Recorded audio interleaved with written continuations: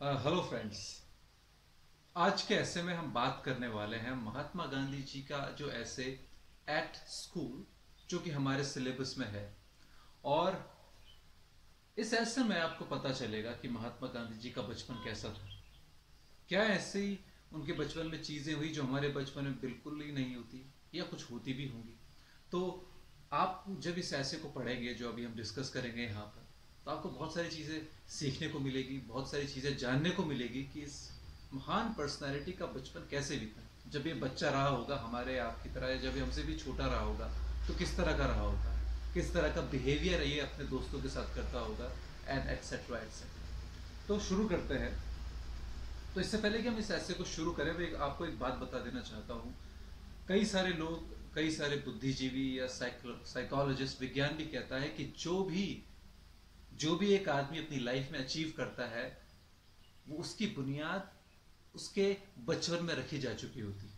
जो भी उसका सोचने का नजरिया होता है, चाहे वो लाइफ में पॉजिटिव हो, चाहे नेगेटिव हो, चाहे वो बैलेंस्ड हो, ये सब कुछ आता है बचपन की जो हमें शिक्षा मिल रही होती है। उसी एजुकेशन के दम पर हम आगे चल करके डिसीजन लेते हैं, और हमको पता भी नहीं चलता कि ये हमको बचपन में जो हमारे साथ चीज़ें हुई हैं उनसे इन्फ्लुएंस्ड है। तो आज हम देखेंगे कि महात्मा गांधी जी के बचपन में ऐसी क्या चीज़ें हुई हैं जिनकी वजह से, या कहें सिर्फ उन्हीं की वजह से, महात्मा गांधी आगे चल करके फादर ऑफ नेशन बने। उनको पूरी दुनिया में उन्होंने, he crossed 7 seas, 7 oceans and reached everywhere in this world. Gandhi ji की चर्चा आप दुनिया में कहीं भी कर सकते हैं, ऐसा शायद ही कोई ऐसा व्यक्ति होगा जिसने गांधी जी के बारे में ना सुना हो। तो आज हम इस ऐसे की शुरुआत करते हैं। दोस्तों, ये एट स्कूल जो है is an extract from his work my early life. Now this is important, from where this extract is taken from. Now this you need to note it down. तो जब इस ऐसे की शुरुआत होती है तो बताते हैं कि उनका स्कूल कहाँ था, कैसा था। So I would leave that part for you to go deeper into this text. So जो पहला पैराग्राफ है, जो मेरे पास जो ऐसे है, इसको पढ़ करके पता चलता है कि he was very shy. He has his whole world around books only. You can see here. I do not remember having ever told a lie during this short period, either to my teachers or to my schoolmates. I used to be very shy and avoided all company. Yes, उनकी एकमात्र company होती थी books. वो किसी से बात नहीं करते थे। क्यों नहीं करते थे? Now he says my books and my lessons were my sole companions, to be at school at the stroke of the hour and to run back home as soon as the school closed. That was my daily habit. I literally ran back because I could not bear to talk to anybody. I was even afraid lest anyone should poke fun at me. Yes, जो डर आपको हमको रहता है कि लोग हमारा मजाक उड़ा देंगे अगर हम ये करेंगे वो करेंगे, लेकिन गांधी जी के साथ ऐसा था कि वो किसी से बात करने में भी डरते थे। हो सकता है आप और मैं शायद स्टेज पे जाने से घबराते हो कि यार अगर हमने ये कर दिया तो क्या हो जाएगा, लोग हमारा मजाक उड़ाएंगे अगर हमसे एक दो शब्द गलत निकल गए, या प्रोनाउंसिएशन खराब हो गया, या हम कुछ भूल गए। लेकिन गांधी जी का ये डर इतना ज्यादा था कि वो अपने दोस्त से ही बात करने से घबराते थे। आपको ऐसा नहीं होता, आप कॉलेज में नए जा रहे हैं, you can talk to anyone, but he didn't talk to anyone, and the reason was he was afraid lest anyone should poke fun at him. तो इसके आगे वो बढ़ते हैं कि ये तो बता दिया उन्हें कि वो किस तरह के व्यक्ति थे या किस तरह के बच्चे थे। There is an incident which occurred at an examination during my first year at high school. Now, ये आपके साथ भी हुआ होगा, क्योंकि आपके भी स्कूल में और हमारे स्कूल में पैनलिस्ट आते थे पैनल करने के लिए कि हमारे टीचर्स हमको सही ढंग से पढ़ा भी रहे हैं कि नहीं पढ़ा रहे हैं। तो कैसे वो जांचेंगे कि क्लास में आ जाएंगे, टीचर पढ़ा रहा है, क्लास में आ जाएंगे और सीधा पैनलिस्ट अंदर आएगा और एक बच्चे को उठा लेगा कि अच्छा इस चैप्टर से एक छोटा सा सवाल पूछेगा, और बच्चा अगर सही जवाब दे दे तो आपका टीचर बड़ा खुश हो जाता है, अगर नहीं दे तो उस पैनलिस्ट के जाने के बाद आपकी अच्छी सी खातिरदारी होगी या नहीं होगी, it's on you, it depends on you. So there's an incident which occurred at an examination during my first year at the high school, which is worth recording. Mr. Giles, the educational inspector, तो उनका panel करने आया था mister Giles. Had come on a visit of inspection. He had set up 5 words to write as a spelling exercise. One of the words was kettle, and I had misspelled it. Now, the teacher tried to prompt me with a point of his book, but I would not be prompted. It was beyond me to say that he wanted me to copy the spelling from my neighbor's slate, for I thought that the teacher was there to supervise us against copying. Now, उनको kettle की spelling लिखनी थी, जो कि उन्होंने गलत लिखी. Teacher उनको इशारा कर रहा है कि भाई, उनका पैरों का इशारा चल रहा था टीचर का कि भाई कॉपी कर ले, उसके साइड में उसने सही स्पेलिंग लिखी है. अगर तू गलत लिखेगा तो पैनलिस्ट सोचेगा कि इसको पढ़ाना नहीं आता है, क्या पढ़ा रहा है, केटल की स्पेलिंग गलत लिखी है, क्या पढ़ा रहा है. बट गांधी जी ने बिल्कुल कॉपी नहीं किया. गांधी जी को यकीन ही नहीं हुआ कि उनका टीचर चाह रहा है कि वो कॉपी कर ले, just to save himself from the panelist. So this is what was that's what was happening. So तो गांधी जी का हम यहाँ कह सकते हैं कि he was too honest. He was honest and innocent, highly innocent. सोचो अगर आप गांधी जी की जगह होते तो आपको या मुझको तो इशारा करने की जरूरत नहीं होती, हम खुद ही देख लेते. यस, टीचर तो कभी हमको इशारा ही नहीं करता. We just look at the slate, यहाँ क्या लिखा है, चलो.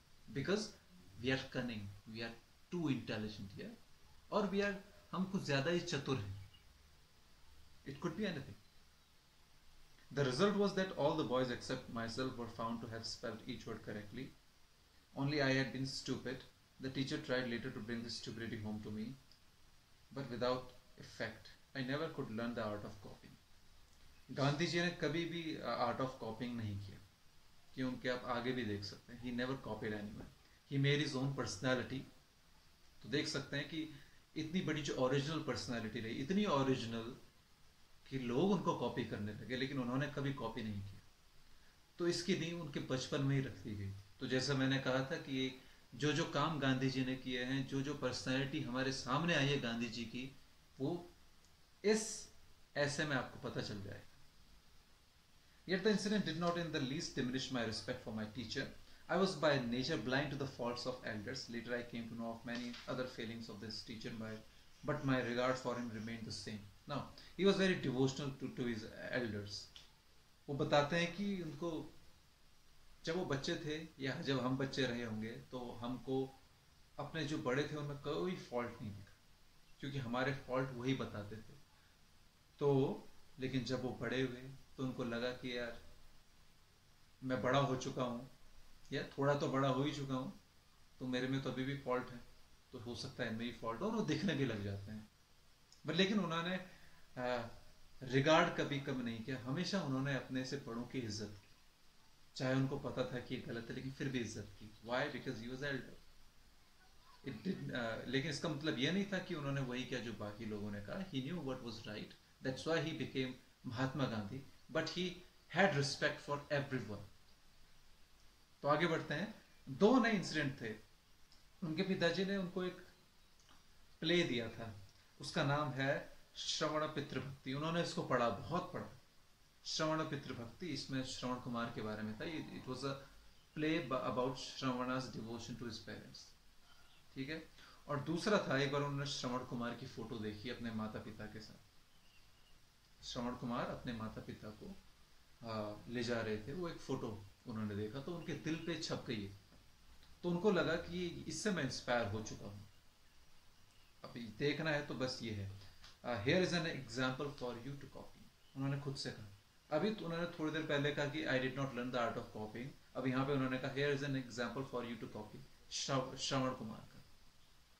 लेकिन यहाँ पर मैं कहना चाहूंगा कि Shravan Kumar he was known, जैसे कि आपको पता है कि उन्होंने अपने पिताजी और माता जी को, जो कि ब्लाइंड थे, अंधे थे, उनको पूरी तीर्थ यात्रा कराई थी. Because he was devoted to his parents. तो अगर कोई इंस्पायर होता है, कॉपी करता है कि यार मैं भी अपने माता पिता की है इसी तरीके से सेवा करूंगा, so I do not think that इस तरह की कॉपी कोई गलत कॉपी. यस, इस तरह की कॉपी करने से आपका कोई इंटेलेक्चुअल चीज खराब नहीं होगी, आपकी क्रिएटिविटी कम नहीं होगी. हाँ, लेकिन अगर किसी ने कोई क्रिएटिव काम किया, आप भी को चलो मैं भी यही क्रिएटिव काम करता हूँ, and I will not go inside myself and bring my creativity outside, then that copy is self destructive. लेकिन कुछ कॉपी करना डिस्ट्रक्टिव नहीं होता. फॉर एग्जाम्पल, सब लोग रास्ते के लेफ्ट में चल रहे हैं और आपने कहा मैं कॉपी नहीं करूंगा, मैं राइट में चलूंगा, तो चलो राइट में, कॉपी मत करो. होगा यही कि आपको कोई कुचल ले, भगवान न करे. तो ये चीजें हैं कि क्या चीजें कॉपी करनी है और क्या चीजें कॉपी नहीं करनी. This is very important to know. So this we can learn from Gandhi ji कि उन्होंने चीटिंग करने को कॉपी बिल्कुल नहीं किया, लेकिन श्रवण कुमार जैसा जो कहते हैं कि जो एक इंस्पिरेशनल फिगर है उसको कॉपी किया. His devotion to his parents. तो ये दो चीजें यहाँ पर हमको पता चलती हैं गांधी जी के बारे में. So there was a similar incident connected with another play. Now अब इस प्ले को एक प्ले नहीं है, मूवी है.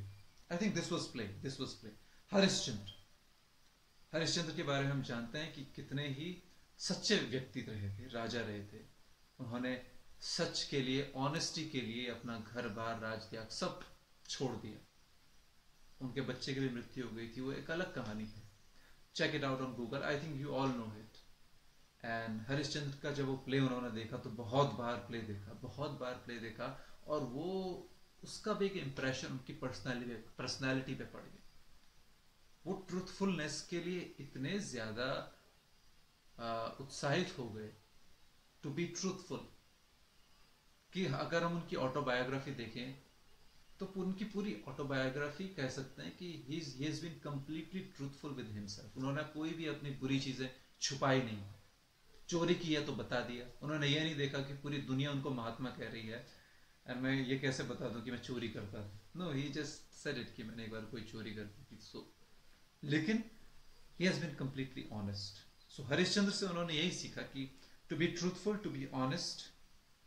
और वो भी यही सोचते थे, why should not all be truthful like Harishchandra. तो हम देख सकते हैं कि आगे चल के भी वो कहें कि 20th सेंचुरी हरिश्चंद्र रहे. उन्होंने भी बहुत सारा त्याग किया. Yes, and to follow truth and to go through all the ordeals. अब देखिए, to follow truth and to go through all the ordeals. तो हमारी आज़ादी के लिए उन्होंने ट्रूथ को फॉलो किया. कितनी सारी दिक्कतें आई थी, उनको जेल में डाल दिया गया वगैरह वगैरह, उन पे इतने ज़्यादा जुल्म हुए, लेकिन वो हमेशा ट्रूथ पे अड़े रहे. And what was the truth for him? The independence, the spirituality. और एक बात यहाँ पे ध्यान देने की जरूरत है कि he is one of the, I think the only or one of the rarest of individuals who were in politics and were spiritual. हालांकि इस तरह के लोग होते नहीं हैं, लेकिन गांधी जी कुछ रेयर लोगों में से एक थे जो स्पिरिचुअल होकर के भी पॉलिटिक्स में गए. और वो भी पॉलिटिक्स भी इसलिए गए क्योंकि वो भारत की आज़ादी चाहते थे. जैसे ही आज़ाद हुए वो पॉलिटिक्स उन्होंने छोड़ दी. उनके दिल में कोई सत्ता पाने का कोई लालसा नहीं थी. He was out from the politics. तो कह सकते हैं कि he was one of the rarest gentleman we ever had. So इसके बाद वो स्कूल के बारे में और कुछ बताते हैं. स्कूल में बताते हैं कि उनके कुछ अकम्पलिशमेंट थे, जैसे क्लास में टॉप कर देना, ठीक है, स्कॉलरशिप ले लेना, सेलेक्ट हो जाना. तो आपने देखा होगा क्लास में जो टॉप आ जाता है या स्कॉलरशिप आ जाती है तो उसका एटीट्यूड कुछ बदल जाता है. यस, उसका अलग एक ग्रुपिज्म हो जाता है. उससे नोटबुक मांगते हैं, उसको मतलब रिस्पेक्ट होती है टीचर्स का, वो चहेता हो जाता है. यस, लेकिन गांधी जी के बारे में गांधी जी ने ये कहा है कि मुझे कभी इसका कोई प्राउड नहीं हुआ. Certificates of progress and character used to be sent to the parents everywhere. I never had a bad certificate. In fact, I even won prizes after I passed out of the second standard. In 5th and 6th, I obtained scholarship of rupees 4 and 10 respectively. An achievement for which I have to thank God, thank good luck more than my own merit. तो उन्होंने ये तक कह दिया कि मेरे जितनी भी अचीवमेंट्स रहे स्कूल में वो लक पे ज़्यादा डिपेंडेंट थे, मेरे खुद के टैलेंट पे नहीं. तो उन्होंने इतनी बड़ी बात कह दी. तो I think he really deserves a lot of luck in his life, because इनमें ओवर कॉन्फिडेंस कुछ नहीं था, इनमें कोई, I think he really deserve the success that he got in his life. So and next is, अब इनकी कुछ life में कुछ रिग्रेट्स भी थे. हाँ बिल्कुल, इतने महान आदमी के पास भी रिग्रेट है। तो दो रिग्रेट क्या है? फर्स्ट इज, उन्होंने अपनी एजुकेशन के टाइम पे फिजिकल ट्रेनिंग को बिल्कुल नकार दिया था, बिल्कुल नकार दिया था। ही थॉट कि फिजिकल ट्रेनिंग का क्या करेंगे, हम स्कूल जाएंगे, कॉलेज जाएंगे, पढ़ेंगे, लिखेंगे, नोट्स बनाएंगे, एग्जाम पास करेंगे, ज्ञान अर्जित करेंगे, ये उठक बैठक लगाने से, मार्च पास करने से क्या हो, दौड़ लगाने से क्या हो, दौड़ लगाने से हम कोई जॉब थोड़ी ना लग जाएगी, कोई ज्ञान थोड़ी ना मिल जाएगा। बट अब उनको लगा कि यार, जब उनकी उम्र बड़ी होगी, जब उनकी हेल्थ डिटेरियोरेट हुई होगी, या उनको पता चला होगा लेटर कि यार फिजिकल एजुकेशन कितनी ज़रूरी है हमारी बॉडी के लिए, क्योंकि बॉडी अगर फिजिकली फिट होगी तो ही हमारा माइंड स्टडी कर पाएगा, तो ही हमारा माइंड हेल्दी रहेगा। यस, कहावत है कि अच्छे शरीर में ही एक अच्छा मन निवास करता है। तो he knew this. So I know that physical training should have as much place in the curriculum as mental training. Absolutely couldn't agree. और दूसरा रिग्रेट उनके लाइफ का था हैंड राइटिंग। आई थिंक ये रिग्रेट हम सभी को होता है कि काश हमारी हैंड राइटिंग थोड़ी और अच्छी होती, हमारी स्पेलिंग लिखने की जो हमारी कला है वो और अच्छी होती। So there are lot of things that you can do.